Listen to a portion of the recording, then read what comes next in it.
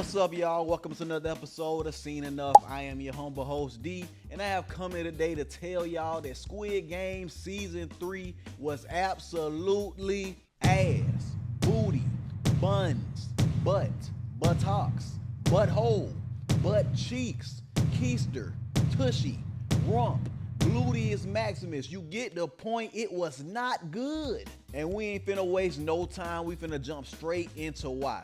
Number one, this whole subplot with Junho, bro. This whole subplot was such a letdown. Cause Junho spent the whole 2 seasons looking for this goddamn island just to get there and do absolutely nothing. Nada. Like, they didn't hype up this little sibling rivalry since the first season, bro. So I'm expecting like this real super epic showdown, like on some Naruto and Sasuke, Voldemort and Harry Potter type vibes. You know what I'm saying? Like, that's what I expected to see. But is that what we got? No. All we got is a 2-minute conversation between them. And honestly, you can't even really call it a conversation. You know why? Because the front man said this. That's right, you guessed it. Nothing. Not a goddamn thing. Like, if this is what y'all was planning on doing, y'all could have just let Junho die in the first season when he got shot. Cause I'm like, we did not need to see this, bro. This is a big old fat nothing burger. All that time spent focusing on the boat crew could have been spent on doing something more important, bro. I mean, come on, bro. Where is the closure? You know what I'm saying? Like, can they at least have a conversation about something? It doesn't matter what it is. They could have talked about the weather, and I would have been fine with that, bro. I invested too much time to sit there and watch them talk about absolutely nothing. What was the purpose of it?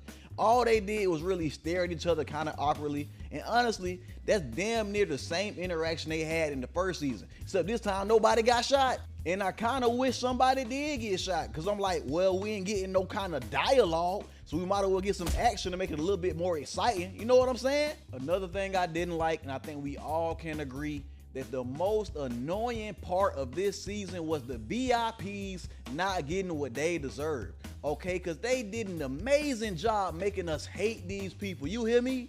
You cannot make us hate people this much just for them to receive no kind of consequences for their actions.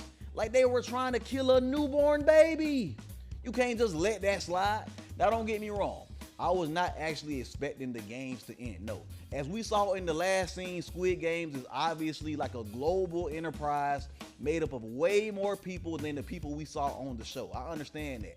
There are obviously way more like soldiers, way more frontmen, and way more VIPs. So obviously the game wasn't gonna end. So I say all that to say, they could have killed these baby hating mofos, and then if y'all wanna do a spinoff or something about the rest of the Squid Games around the world, y'all can still do that. We don't need them. There are obviously way more masterminds out there. The story can continue without them. Like, be for real, bro. And honestly, masterminds is being a little generous, because these people are obviously not the brightest crayons in the box. Okay, like, money cannot buy intelligence. You hear me? But yeah, I would have much rather see like the VIPs hearing about the Coast Guard showing up, and then like they try to escape, and just as they about to escape, Junho show up and just pop their like. Okay, I don't know what kind of gun that was, but you get the point, man. Like, right as they think they about to escape, Junho just show up and empty the whole clip on him.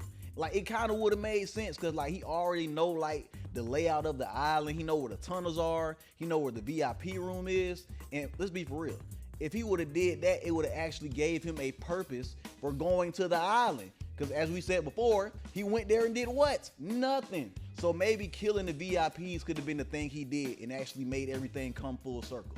But hey, what do I know? I'm just YouTuber.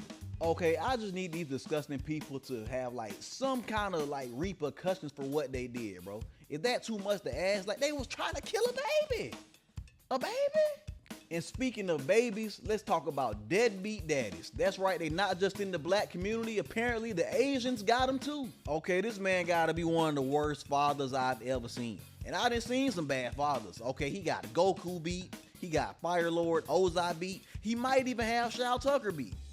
Okay, I ain't gonna lie, that might be a reach. If you know, you know. If you don't know, you probably don't want to know. But anyway, y'all get what I'm saying. The man is not a good father. He was literally about to kill his newborn daughter for some money. Like, you did all that damn talking. Oh, when we get out of here, I'ma take care of you and the baby. Bro, stop the cap. The whole time, all he was thinking about was the money. He was thinking about the money so he could pay off his little crypto debt with his scamming ass. Like, all he do is lie. But y'all remember in the hide and seek game, he told his baby mama he was gonna like find her and protect her. And what did he do?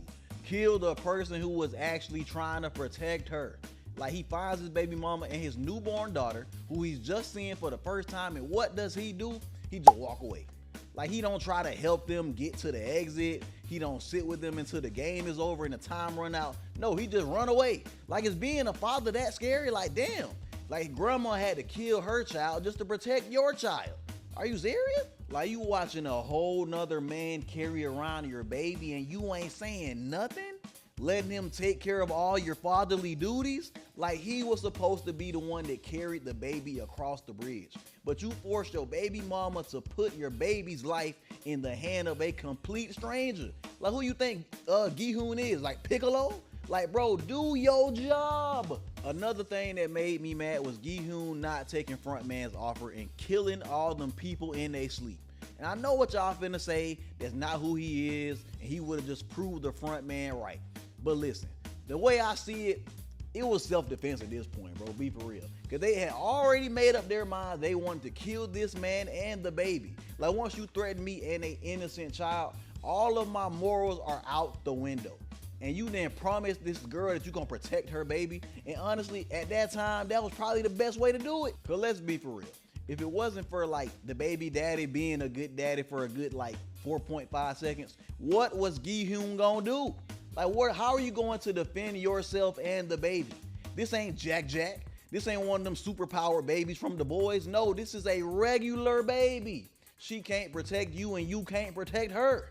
Like, bro, what was your plan? And I know what y'all gonna say. Well, he did have a knife. But I'm like, bro, if you was gonna use the knife anyway, maybe you should have just used the knife to kill them in their sleep. Like, what is the difference? Like, you gonna be making stuff hard for no reason, bro. This is your second time playing all these damn games and you have learned nothing. And speaking of making things harder, can we talk about how these impatient mofos was killing people too early in the last game? Like, they made this so complicated, bro. And all that damn voting was so dramatic. Like, all y'all had to do was kill one person per shape, and then the rest of y'all get to live. But no, y'all want to go on a killing spree, killing multiple people on the same shape for what? Plus, why Gi-hoon always trying to be a superhero? You trying to save the dude who was getting jumped? Like, for what? He was just trying to kill you not 4 seconds ago. Like, y'all could have, like, accepted a little proposal, sacrificed this fool, and boom, the game would have been over. Like, be for real, bro. I'm sorry. Y'all might say I'm evil or messed up in the head, and you know what? You probably right. You probably right. I'm not gonna lie. But like, the way I see it as just being logical. Okay, this is not a game where you can, like, you know, where you can be worried about your moral compass. Okay, this game is kill or be killed. It's not pretty. It's not nice. It's not ethical. But in this situation, you gotta do what you gotta do.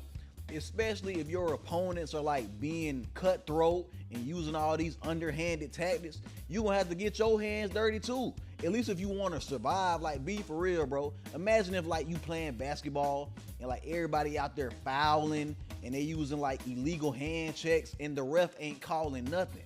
You know what I'm gonna do? I'm gonna start doing the same thing. Okay, this is not a situation where you can like take the moral high ground and be the bigger person. No. Okay, there are times and places for that. And life or death children games on a random island in South Korea where niggas with masks are shooting people left and right is not one of those places. Now let's talk about the conversation between Gi-hoon and the front man. Once again, this conversation disappointed me just as much as the, well, not really conversation, but interaction between the front man and his brother. For y'all to hype this up so much, like, I was expecting something spectacular, bro. But is that what we got? Of course not. We got Gi-hoon pulling out a knife because he just found out the front man was playing him this whole time. But of course, he don't actually do it. Like, which to me is kind of ridiculous because I'm like, damn, bro, you gonna kill Daeho for not bringing back the ammo, but you not gonna kill the man who killed your best friend? Like, make it make sense. How you gonna let that slide? Anyway, that's not my problem with this scene. My problem with this scene is I felt like it was a missed opportunity for them to like have a deep talk about their ideologies. Cause it seemed to me like that was kind of like what their whole robbery was about, a difference in ideology. Like, Gi-Hun believes that people are like, you know, inherently good and selfless, while the front man believes that people are at their core like self-driven and will always do what they need to do to protect their own interests and don't care about anyone else's. Which is basically why the front man let Gi-Hun live and gave him the option to kill everybody in their sleep, which is the same choice the old crusty man gave him. Because he basically wanted to see if Gi-Hun was gonna make the same decision. He wanted to feel like the decision he made was like justified. He needed some reassurance that his outlook on humanity was the right one. Now, of course, Gi-Hun wound up proving him wrong and going down a different path, but I think that just further showed why their final interaction was trash. Like, the front man could have like actually explained to Gi-Hun like why he let him live and basically how he ain't no different from him. Cause y'all remember back when like Gi-Hun was about to start the rebellion, he started talking about like sacrificing the few for the many. Like, they could have had a real deep psychological conversation about opposing viewpoints. If you don't know what I mean, like, take a look at this clip from Naruto. You killed my master and my sensei, hurt my friends, destroyed my village. After all of the horrible things that you've done, don't you dare talk about peace and justice. What about my family, my friends, my village? They suffered the same fate as this village at the hands of you, Hidden Leaf Ninja.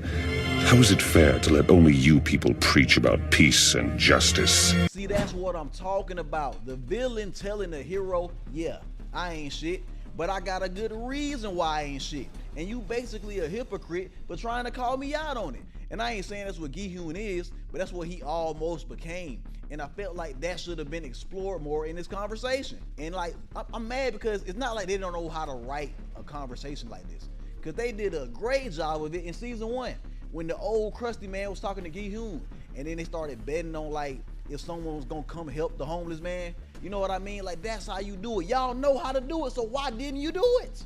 This is not how you write a final interaction between a main character and a main villain. This ain't nothing but a bunch of hoopla. Anyway, that's all I got for y'all today, man. Let me know what y'all think in the comments. Did y'all think the final season was booty, or was it actually pretty good? And you know the drill. Don't forget to like, comment, subscribe, all that good stuff, so you don't miss another episode of Seen Enough. It's your boy D. I'm out.